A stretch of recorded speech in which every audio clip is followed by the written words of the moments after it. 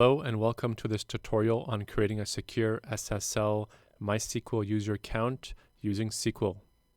We want to create a secure SSL user account to ensure that the AdWorks client connections to the database happen over an SSL connection. This tutorial assumes that you already have MySQL Server installed as well as MySQL Workbench. AdWorks 2022 now supports MySQL 8028 and is the latest release of MySQL at the time of this recording.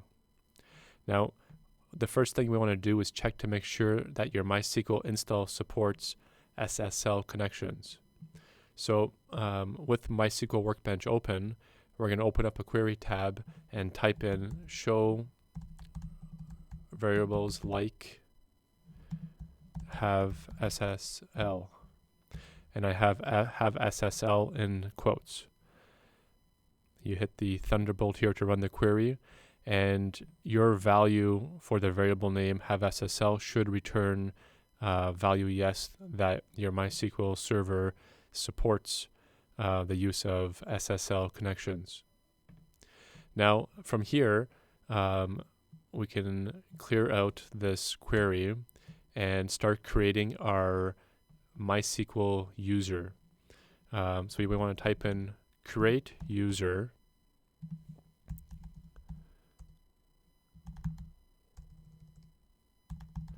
AdWorks demo at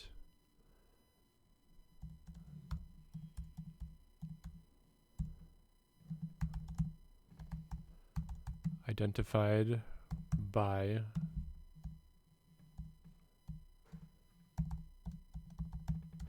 type in a random password here and require SSL at the end. So what this query is saying here is saying create the user AdWorks demo and allow connections on the following IP address.